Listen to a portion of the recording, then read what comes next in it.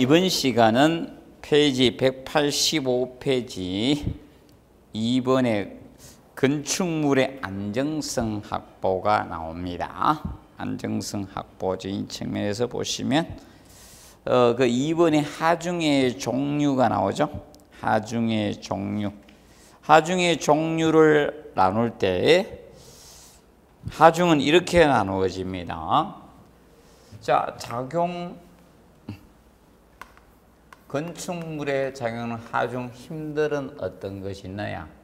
자, 이 작용 시간으로 구분을 합니다. 작용 시간 또는 기간이라 할 수 있죠. 크게 두 가지로 나누어집니다. 건축물에 지속적으로 작용되는 장기 하중이 있고요. 장기 하중. 그러면 장기 하중은 건축물에 지속적으로 계속 작용이 돼 장기간 지속적으로 작용이 되는 하중이 장기 하중입니다. 그럼 우리 여러분도 이거죠. 자기 몸무게는 할 수 없이 장기간 들고 다니셔야 되죠. 맞죠? 오늘 너무 무겁다 해서 팔 어디 띄워놓고 그럴 수는 없잖아요. 그거는 장기 하중입니다. 그리고 우리 뭐 합니까? 식사할 때 맞죠? 오늘 조금 많이 폭식을 했습니다. 그 몸무게 좀 더 나가시죠, 맞죠? 굶으면 어떻게 됩니까? 조금 몸무게 적지 않았죠? 적지 하중도 있고 이거는 평생 가지고 다니긴 다녀야 돼. 다시 넣었다 뺐다 할 뿐이죠, 맞죠? 그러면 옷도 있죠? 옷도 주무실 때보다는 맞죠? 주무실 때 가장 얇아지잖아요. 적재 줄고 단지 빨가벗고 돌아다닐 수, 원시인처럼 다닐 수는 없잖아요. 그래서 이제 그런 것은 적재하중이라 보시면 되죠. 자, 그러면 장기하중하고 두 가지로 나눠집니다. 단기하중. 그러면 건축물에 지속적으로 작용되는 하중을 무슨 하중? 장기하중. 그리고 일정 짧게 작용되는 것이 단기하중입니다. 자, 그럼 예를 들어서 지진이 왔어요. 지진이 건축물에 계속 지속적으로 계속 작용이 됩니까? 안 됩니까? 안 되죠. 그런 것은 단기하중. 자, 바람이 1년 내내 계속 건축물을 갖다가 가 있는 건 아니죠. 어느 날은 바람이 전혀 없고 특히 더울 때 바람 더 없죠. 그래서 더 덥잖아요. 바람이 좀 불어주면 되는데 그래서 그런 것은 뭐다? 단기하중이다 이렇게 보시면 돼요. 그럼 자, 여러분들 보세요. 건축물에 계속 눈이 쌓여 있어요. 안 쌓이죠? 그럼 적설하중은 뭐다? 단기다, 장기다? 기본 단기하중으로 보시면 된다. 그럼 하중을 이렇게 두 가지로 나누겠다는 게. 그래서 뒤에 거기 표를 보시면 186페이지 장기, 단기, 적설지, 평상시 이런 거 나오는데 너무 신경 쓰지 마시고요. 제가 적어 드리는 것 정도만 기억하세요. 기본적으로. 그러면 장기 하중은 그거는 입문 단계에서 할수는 안 되고 조금 더 나가서 하시고 입문 단계에서 장기 하중은 이 두 가지가 장기 하중입니다. 첫 번째 고정 하중. 고정 하중이 장기 하중입니다. 그러면 고정 하중은 무엇을 고정하중이라 하는가 하면 고정하중은 자, 이것은 구조물의 자중을 뜻하는 거예요. 자중. 구조물의 자중. 자중이란 것은 자체의 무게죠.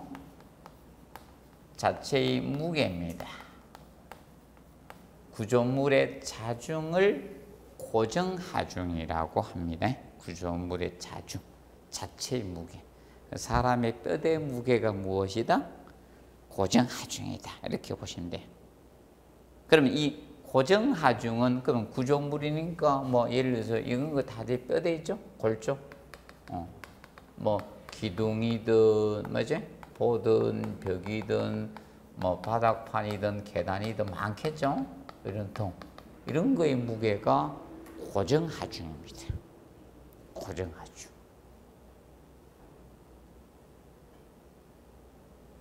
그리고 두 번째로 고정하중은 이것도 고정하입니다. 그러면 이제 여기서 비구조부재들, 그럼 구조부재가 아니겠죠. 비구조부재나 뭐 비구조부재의 대표적인 것이 칸막이벽.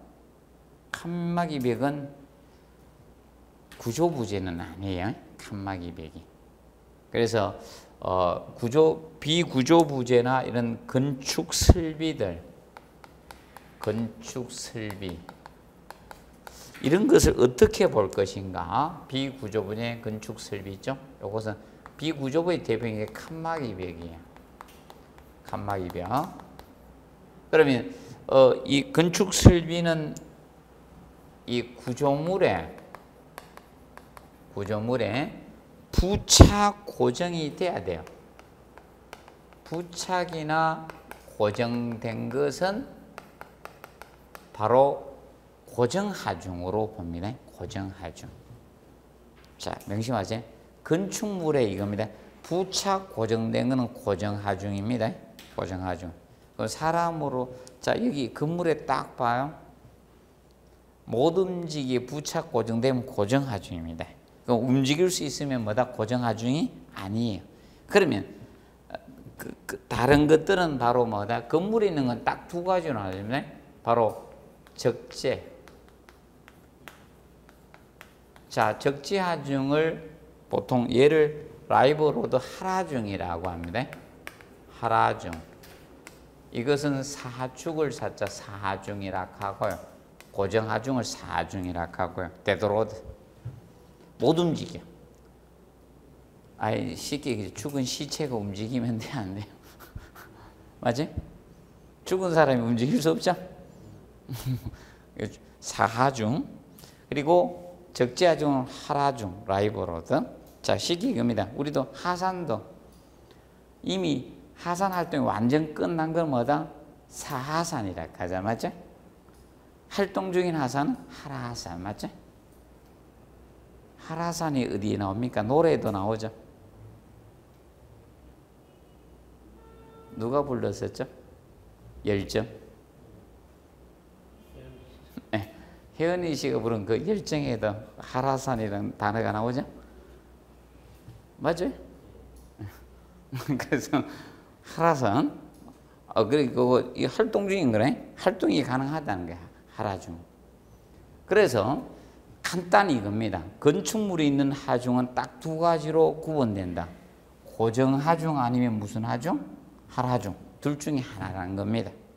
그럼 책상이 무슨 하중입니까? 책상? 하라중입니다. 사람? 하라중입니다. 간단합니다. 부착 고정되느냐 안 되느냐. 제가 분명히 요거 한번 다뤄야 된다 했거든. 앞전에 다룬 겁니다. 자, 그럼 간단히 그죠? 벽돌로 쌓으면요 모르타르로 접착해야 되죠. 그럼 부착되죠. 그런 것은 뭐다? 고정하중이에요.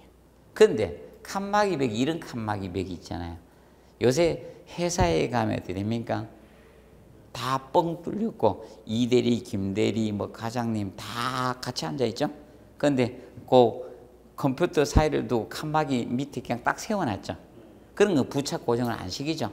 그런 것들은 이거 하라중, 적재하중이고, 부착 고정이 되면 무슨 하중?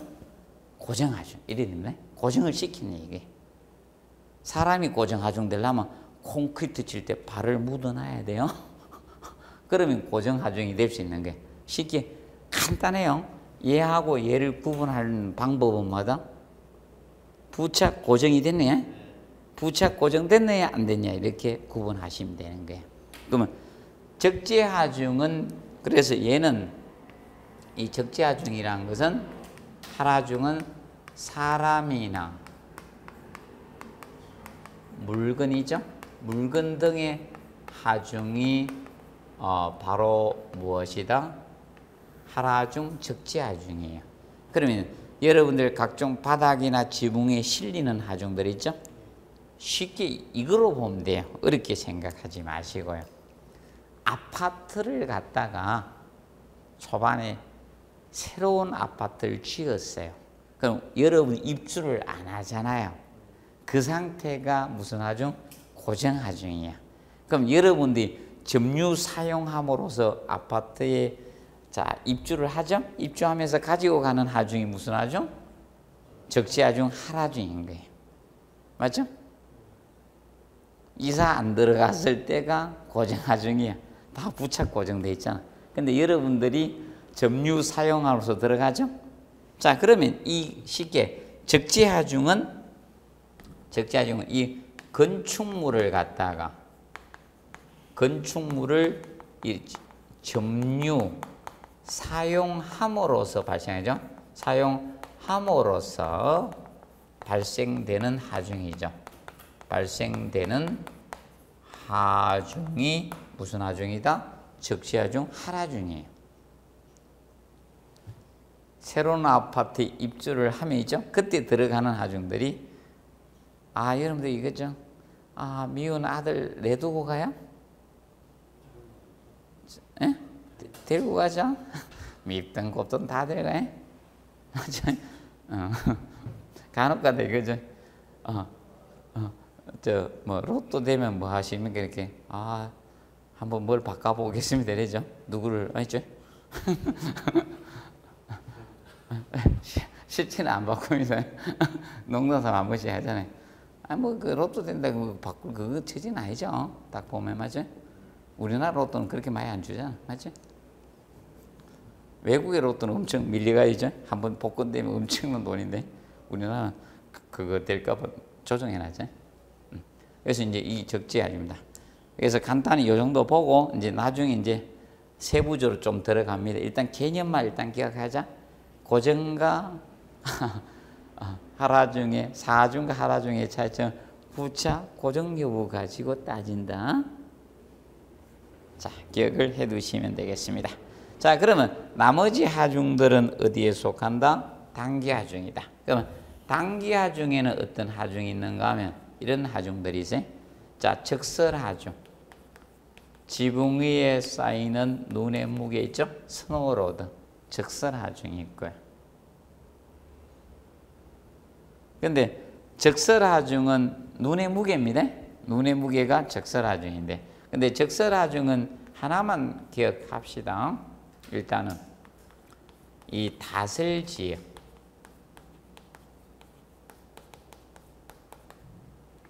이 다설지역에서는요, 이 다설지역에서는 적설하중이 얘가 장기하중으로 봅니다. 장기하중으로 봅니다. 설계됩니다. 다설지역. 그런데 여기 눈 많이 와요? 눈 적게 와요? 눈이 한 1m 이상씩 옵니까? 눈이 많이 쌓여 있으면 어떻게 됩니까? 하중으로 작용되죠? 그거는 문제예요. 그래서 그러면 여기에서는 단기 하중으로 본다. 다설 지역에서만 장기 하중으로 봅니다. 자, 그리고 이제 두 번째 지진 하중. 지진은 아시죠? 또 저기 인공 지진 생기죠? 북한에서 핵실험 하니까 있죠? 우리나라는 최대한 줄이죠. 수치를. 맞죠? 항상 줄여서 발표합니다. 맞죠? 그런데 일본이나 미국에서는 어떻게? 실제 그대로 하죠. 우리는 항상 줄입니다. 그럼 우리는 최대한 줄여서 발표합니다. 맞죠? 만약에 실력이 있어도 이만큼 실력이 있다 안 하죠? 요만큼 있다 하죠? 맞아요? 일부러. 내기 당구나 내기 볼링을 칩니다. 실력 어떻게? 그냥 농담할 때 자랑할 때는 나 에버리지 얼마다 이러고 맞죠? 근데 내기 당구 들어가면 어떻게? 볼링에다 최대한 줄이죠. 그래서 이 지진, 인공 지진이 이제 지진하죠. 그럼 지진은 기본적으로 수평이죠. 그래서 이거 나중에 이제 조금 더 들어갈 겁니다. 깊이 들어갈 거예요. 아마 21회 정도는 아마 다시 지진이 나올 가능성이 높아요. 자, 그리고 뭐 세 번째 이제 바람 있죠? 풍하중이나 바람이 미치는 거 풍하중 이런 것들이 당깁니다. 그리고 뭐 충격하중이든 뭐 시공하중이든 이런 등등이 있어요. 자 그러면 장기 이건 못 외워도 돼. 이것만 정리하면 되죠. 장기하중만 기억하시고 혹시나 요거 다설지역에서는 뭐다? 적설하중도 장기하중으로 볼 수 있다. 그리고 186페이지 거기 보시면 제가 나오죠. 자 거기 보시면 그거 들어가기 있어서 그 참고해가 나오죠. 고정하중, 하라중 해놨어요. 공동주택의 등분포하중 있죠. 뭐 이 공동주택의 뭐 등분포하중 개념 가지고 시험에 낸 등분포는 자 이겁니다. 하라중에는 하라중이 적재하중인데 하라중은 이렇게 됩니다. 하라중은 집중이 있고요. 집중 하라중하고 등분포 하라중이 있습니다. 등분포 하라중인데 자 그러면 집중 하라중은 이겁니다.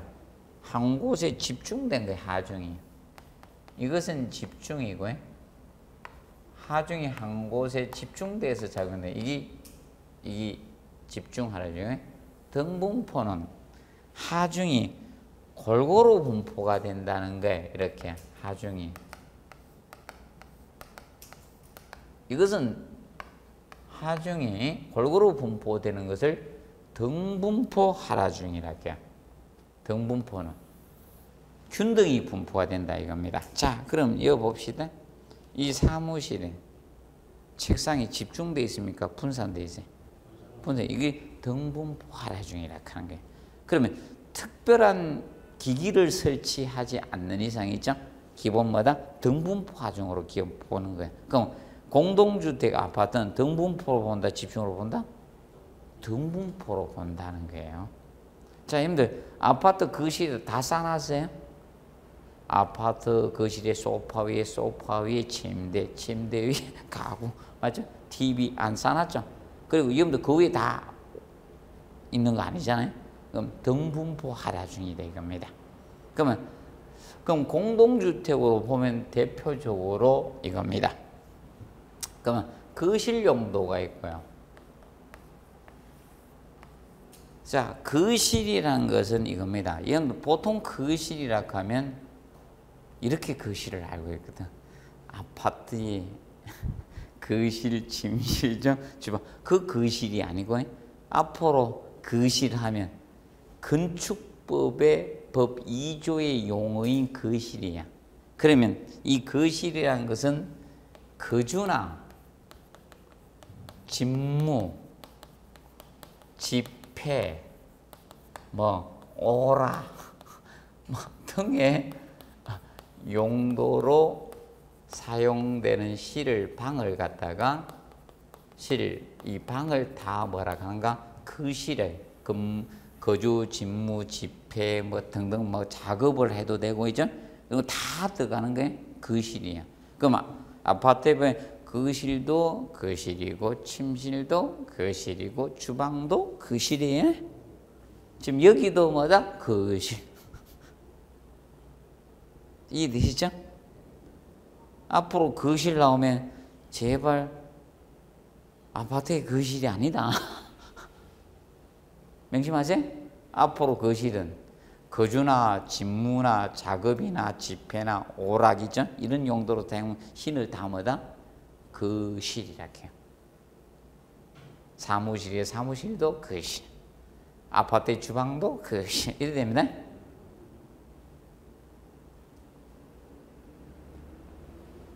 자, 기억을 하시면서 그러면 이제 공동주택은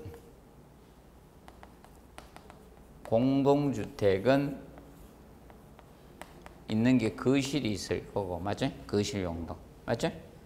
거실 용도가 있을 거고, 그 다음에 공용실이 있고요. 공용실. 공공의 용도로 사용된 여러 다용된 공용실이 있고 발코니가 있겠죠. 발코니. 그러면 거실은 2kN per 제곱미터로 설계합니다. 2kg. 자, 요 2kN은 얼마만큼 되는가 하면 200kg입니다. 200kg. 10kN이 1톤입니다. kN이. 그래서 약 200kg 적재되는 걸로 보준다. 그것이. 거실은 근데 요 최근에 아파트가 공용실을 설치하는 아파트들이 있거든. 많은 사람들이 모여서 할 수 있는. 그래서 이 공용실의 경우는 여기 5kN per 제곱미터로 설계를 합니다. 5kN. 근데 발코니는 출입바닥 하나중에 1.5배로 설계합니다. 그러면 거실 용도의 1.5배예요. 2 곱하기 1.5 하니까 얼마 된다? 3kN으로 설계를 합니다. 공동주택은. 이렇게 설계합니다. 그래서 시험은 거실하고 발코니를 비교하는 형태로 시험이 나왔었어요.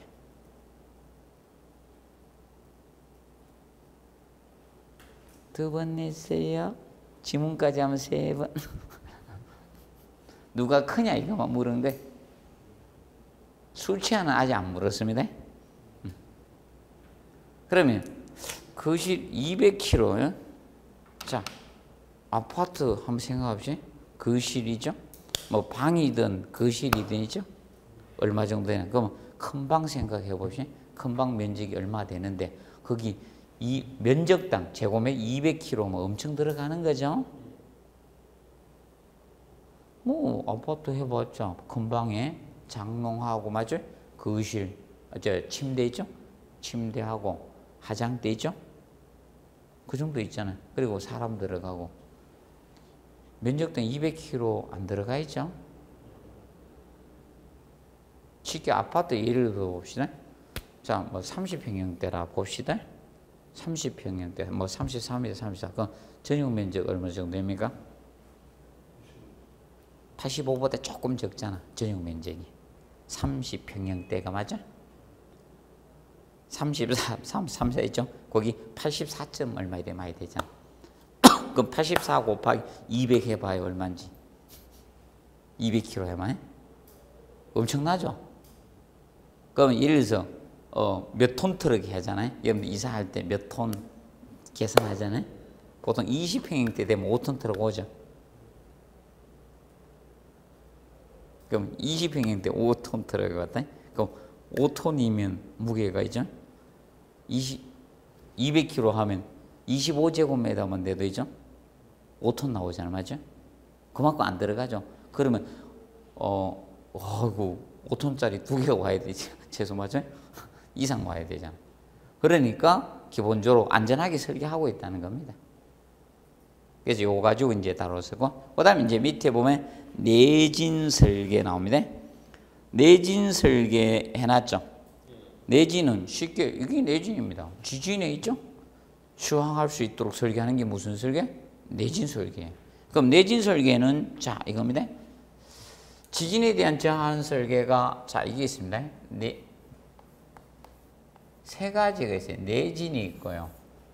지진이라서 재진이 있고요. 면진. 이 세 가지가 있어요. 세 가지가. 원래 내진 설계하는 개념이 이 딱 세 가지로 나누어집니다. 그러면 이 내진은 지진이 생겼을 때 자, 거기 해놨죠? 1번에 그 해놨네. 진에 견디도록 구조물의 뭐다? 강성을 확보하는 게 있습니다. 그래서 이 구조물의 강성을 확보하는 거예요. 구조물의 강성을 확보하는 기술인데, 확보하는 거예요. 이게 내진입니다. 그러면 강성은 이야기했죠. 어떤 하중, 외리, 뭐 지진 하중이든 어떤 외리 하중의 저항, 자, 우리가 했죠. 저항, 하중이 작용했을 때 변형이 뭐다 하지 않으려고 하는 성질, 적은 성질을 뭐다 강성, 튼튼하게 짓겠다 이게. 그럼 쉽게 철근 콘크리트 건물 같이 튼튼하게 짓는 게 기본적인 뭐다 내진이다. 자, 그럼 웬만한 아파트는 기본 내진으로 보면 된다는 게 기본적으로. 이건 내진. 그러면 재진 기술 여기서부터는 돈 많이 들어가요. 여기서부터는 재진은 그 재진 거기 저 3번 해놨죠. 별도의 장치를 이용하는 거예요. 얘는 별도의 장치를 이용해. 장치를 별도의 장치인데 이 장치를 보통 재진 장치라고 쓰기도 쓰고요. 아니면 얘가 말이 길어서 잘 안 써 교수님 그냥 별도의 장치 이렇게 써요. 원래 정확히 따지면 말하기도 어려워. 동조 질량 감쇄기라고 하거든.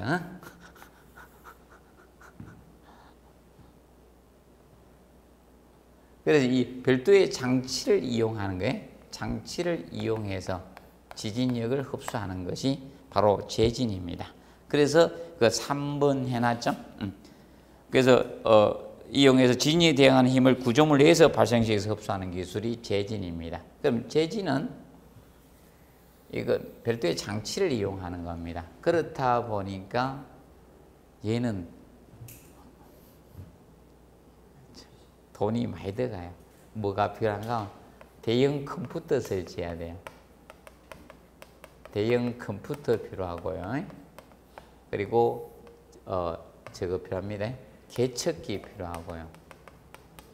개척기도 필요해요. 그래서 저 동조 질량 감쇄기도 필요하고요. 그럼 비용이 쌀까요, 비쌀까요? 비싸요.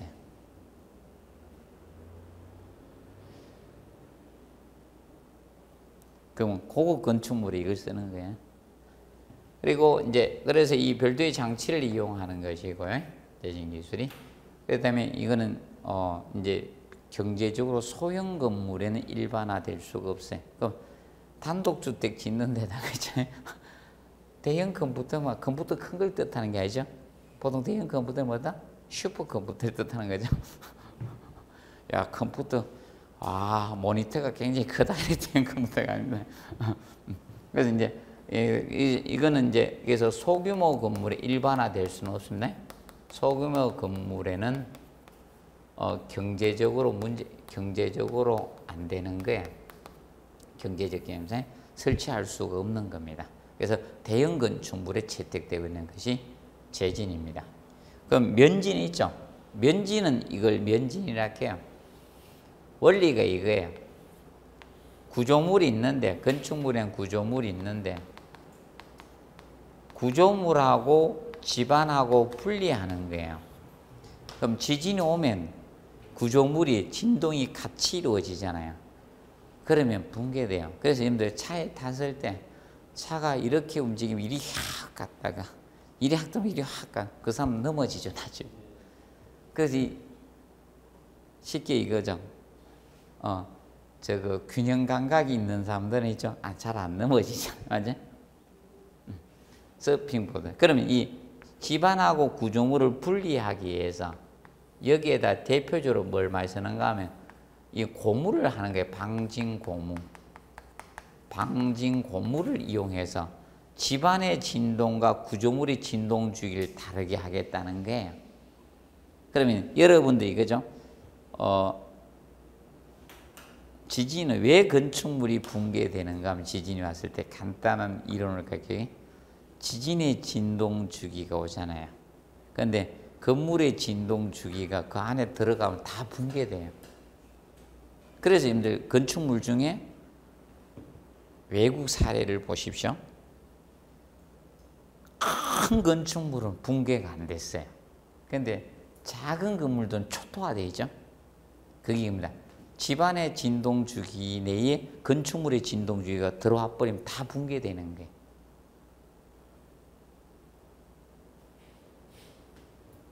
그러면 쉽게 이걸로 보면 된다. 깽가리하고 징 중에 누가 진동 주기가 길어요? 깽가리 모르십니까? 알죠? 진동 주기 굉장히 짧죠? 근데 층은 진동주기 길죠. 클수록 진동주기가 길어집니다. 고유 주기가. 작으면 진동주기가 짧아집니다. 그래서 쉽게 붕괴되는 거예요. 그래서 단독주택들 있죠. 그럼 건축물이 커요, 적어요? 적잖아요. 그럼 진동주기가 굉장히 짧아요. 그러면 지진이 오게 되면 쉽게 붕괴가 되는 거예요. 그래서 큰 고층 건물은 쉽게 특별한 집안에 문제가 없으면 부실공사 안 했으면요 고층 건물은요 붕괴 거의 잘 안 돼요. 그런데 저층 건물은 초토화됩니다. 자 보시면 돼. 그래서 이게 면진 기술은 이런 방진 고무를 이용해서 지방과 구조물의 진동 주기를 인위적으로 다르게 하는 거야. 이 진동 주기를 다르게 하는 겁니다. 다르게 하여 지진력을 대항하는 기술이 바로 면진 기술입니다. 면진 기술입니다. 그러면 이거는 어느 때 하는가 하면 이런 경우에요. 상부 구조물을 튼튼하게 지어야 되는데 외관이나 디자인상 우를 위에 상부 구조물을 외관 디자인에 하면 튼튼하게 못 지죠. 맞죠? 튼튼하게 못 하니까 밑에서 지진력을 줄이자는 거예요. 전달되는 지진력을. 그러면 상부 구조를 튼튼하게 지을 때는 뭐 이걸로 가면 되는데 못한다 그러면 여기에서 줄일 수밖에 없다는 겁니다. 그것이 면진 기술입니다. 그래서 여러분들 자동차도 밑에 충격이 다 오면 안 되죠. 그래서 우리가 그 역할을 하는 게 스프링 같은 걸로 하죠. 그래서 쫙 진동이 적어야 되죠. 세단이 진동주기가 좀 적죠. 아닙니까? 맞죠? 세단 타는 이유가 그거잖아요. 편하기 위해서. 맞죠? 그 기술이 면진 기술이라고 보시면 되시게. 자, 공부해 두시고. 그러면 이제 거기 2번에 있죠. 2번에 평면을 정형으로 계획하면 비틀림 현상을 억제한다. 그래서 이걸 비정형 이렇게 해서 낸 거야.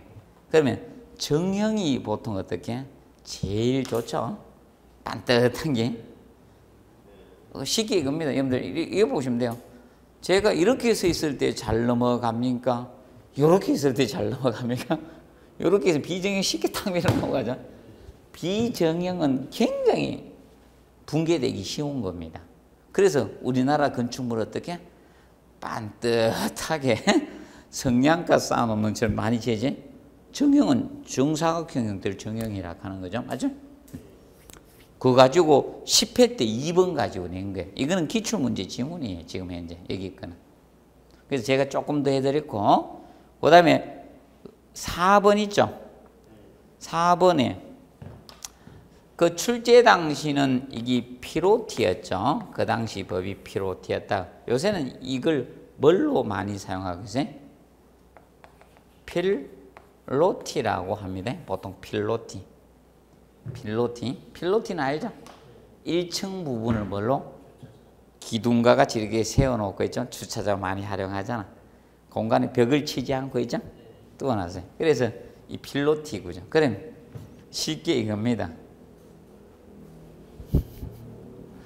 옛날에 이렇게 지어진 건물들이 많잖아요. 여기는 만약 이렇게 지어진 굉장히 안 좋은 거예요. 이렇게 기둥으로 세워놓고요. 그게 쉽게 밑에는 라멘 구조로 돼 있고 위에는 벽식 구조로 되면요. 내진상 강할까요? 약할까요? 쉽게 이겁니다. 목욕탕에 갔는데 다리는 홀쭉하고 맞죠? 여기서도 빵빵 하시는 분들 있죠. 그거 좋은 구조예요? 나쁜 구조예요? 나쁜 구조죠? 식이붕괴되거든. 그거 안 좋은 거야. 그렇게 내가 그때 예를 좀 들어드렸는데 이거 설명하면서 옛날에 서울 탱고를 부르신 방실씨 있죠? 방실씨가 보면 다리는 잘 빠졌거든. 맞지? 근데 위에는 어떻게? 최고 좀 있죠. 그래서 좀 안 좋으시잖아. 내가 예를 한번 들어드렸는데 이거 필로티 구조는 뇌진상은 좀 불리해요. 그래서 여러분들 이거야. 그러면 집을 지을 거 아닙니까? 집을 지면요 이거 해주면 돼요. 필로티에 따라 주차 들어가는 부분하고 나머지 부분에 이 대각선을 이렇게 보강해 놓으면 돼. 이렇게 X자로 보강해 주면 돼요. 항상 기억하세요. 출입하는 데 있죠. 고기 빼놓고 나머지는 이렇게 보강해 주면 안 넘어가요. 그래서 여러분들 꼭 제가 이제 당부 드리는데 옛날부터 저는 나이 어려서부터 지금까지 계속 합니다. 아웃도어 기후상. 최근에 한 봐요. 미국이나 어디나 비 오면 어떻게? 갖다 보죠. 그래서 절대 1층 주택 살면 안 돼. 필로티 구조로 해가지고 있죠. 올리세요. 무조건. 살아남으시려고. 제가 이걸 25년 전부터 있잖아요. 강의 초반에는 이런 여유가 없어가 이야기 안 했고 어느 정도 몇 년 이제 경력이 쌓이는 그때부터 이야기해야 되는데 초반에는 정신없이 강의해야 되잖아요. 맞죠? 그래서 명심하세요. 주택 지면요. 그리고 낮은 지대 주택 지지 마세요. 약간 높은 지대 주택을 지세요. 주택 지면. 그리고 아파트 들어가실 때 1층, 2층, 3층은 남에게 양보하세요. 저는 제 수강생들은 3층, 4층부터 사시라게 1, 2, 3층 있죠? 분노의 역류도 생기죠. 막히면요 2층 역류돼요. 옛날 아파트하고 지금 아파트 틀려요. 1층하고 2층 이상하고 따로 해야 합니다. 그 2층에서 역류가 생기는 이유가 그거예요. 그리고 우면산 산사태 이런 걸로 해서 밑에 층 작살나죠. 그래서 저는 항상 강의하면서 이건데 3층까지 남에게 양보하시라고. 그리고 지진 나죠. 지진 나면 몇 층이 파괴될까요?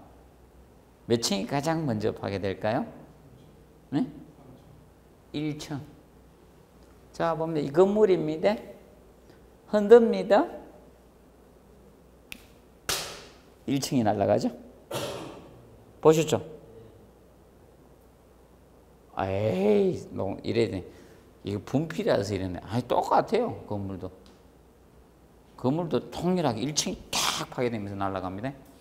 그럼 1층의 사람들은 살아남을 확률이 없어요. 붕괴되기 때문에. 안전도 이야기해야 됩니다. 기억하시고 여기 필요. 자, 그리고 5번에 집안 액상화 현상이 우려되어 있는 것은 지중무의 기초를 일치하시게 준대. 그럼 액상화에 대해서 설명해 줄게요. 액상화, 다른 말로 유동화라고도 합니다. 유동화. 처음 접하다 보니까 어렵습니다. 다 모르는 용어죠. 조금씩 알아가시면 돼. 처음부터 너무. 그래서 액상화 유동화는 집안이 전단 저항력을 상실하고 액체처럼 거동하는 현상입니다. 움직인다는 거죠. 거동은 움직이는데 교수님 거동이라고 많이 쓸 겁니다. 움직이는. 근데 집안은 고체인데 뭐처럼 움직이더라? 액체처럼 움직이다는 거예요. 이것을 액상화 유동화라 해요. 이 액상화 유동화가 이루어지면 건축물이 지진이 생기면 초토화됩니다. 대표적으로 일본 한신 대진, 고베 대진 아시죠? 그때 7.7 내지 7.2 정도 잡고 있는데 그 지진에 고베 시청까지 붕괴됐잖아. 자, 왜 그런가 하면 액상화 유동화 현상 때문에 고베시가 매립을 했거든요. 매립지다 보니까 지진이 왔을 때 정폭 역할을 하는 거예요. 액체처럼 움직이니까. 그래서 고베 지진의 한신 맞죠? 한신 고속도로부터 해가지고 내진석이 다 붕괴된 거야. 신칸센도 붕괴됐고요. 다 문제가 생긴 겁니다. 그것이 이 액상화 유동화 때문에 그런 겁니다. 자, 그럼 봅시다. 고베 지진으로 인원이 5,000명 이상 죽었어요. 그럼 건축물 붕괴로 죽은 거거든요. 그런데 자, 동일본 대지진이죠. 그때는 쓰나미로 죽은 거예요. 건축물 붕괴로 죽은 게 아니고요. 다 익사해서 죽은 거죠. 거의 대부분이. 그래서 고베 지진, 한신 대지진에 의해서 일본이 보강을 엄청 했거든요. 그래서 구가 넘는 지진이 와도요, 건축물 붕괴가 아닌 쓰나미로 죽은 거예요. 사실상. 그래 보시면 되나요? 그래서 액체처럼 움직이는 현상을 액상화 유동화 현상이라고 합니다. 그래서 이거는 그래서 이제 지중구 1차시키는 것이 처음 도전했던 것이 바로 미국의 박물관입니다. 미국 서부에 박물관을 해놨는데 80년대이죠? 후반기 86년인가 7년인가 그때 미국의 서부에 지진이 왔어요. 그걸로 인해서 박물관이 완전 초토화됐습니다. 그래서 그 박물관을 새로 지면서 지중구조물을 2차시킨 겁니다. 그것이 첫 사례였거든요. 그래서 액상화, 유동화 현상을 방지하기 위해서 그래서 1차시켜주는 것이 중요합니다. 액상화, 유동화는 개념상은 잘 정리하겠죠? 그럼 어떨 때 생기는가 하면 액상화, 유동화 현상은 이 집안이 모래 집안일 때 많이 생겨요. 모래를 앞으로 사질이라 합니다. 모래 집안에서 발생해요. 모래 집안에서. 그리고 집안이 느슨한 상태에서 많이 생깁니다. 느슨한 상태에서. 밀실하게 안 다져졌다는 거예요. 우리도 조금 느슨한 상태에서 사고가 많이 생기잖아요. 그래서 이게 느슨한 상태에서 집안이. 그리고 이 물이 있을 때, 지하수가 있을 때, 지하수가 있을 때, 이게 있을 때 지진이 발생하면 발생하는 현상입니다. 그래서 이 액상화, 유동화 현상이 생기면요, 그러면 하나는 매립지고 한쪽은 그냥 땅이죠. 그래서 매립지에 지는 것은 나빠요. 명심하세요? 여러분들 어디 매립지가 아닌데 지는 아파트에 들어가세요? 건물 짓을 때?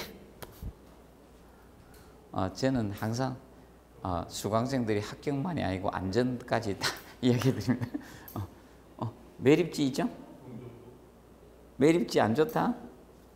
미리 이야기했어요? 그 매립지 할 수 없이 사야 된다 그러면요, 건설회사가 메이크 건설회사 아시죠? 왜? 국지 건설회사는 부실 시공 하나가 문제가 되죠. 그럼 문 닫아야 돼. 동아건설 봐요. 성수대교 때 박살났죠? 우리나라는 매장당해. 조심해야 돼요. 건물 붕괴하면 되면. 그래서 튼튼하게 지어야 돼. 그래서 안 그래도 저 송도 신도시도 매립지에 있잖아요. 그래서 안 그래도 학생 중에 한 분이 이래요. 와, 메이크 회사들은 집안을 보강을 완벽히 하고 건물을 짓는데 우리 건물은 대충 지어서 비만 오면 난리예요. 부동 침하가 발생이 된다 가대. 우리 배운 거 다 적용하시더라고. 가서 바로 공부가 되더라고요. 문제가 생기는 거예요. 그래서 부득이하게 거기 가야 되면요, 메이크 회사. 그래서 앞으로 이거죠. 부동산은요, 절대로 가치고론의 세계는 끝났다. 부익부, 빈익부로 갑니다. 기억하세요? 그리고 부동산 사이클은 17년 사이클입니다.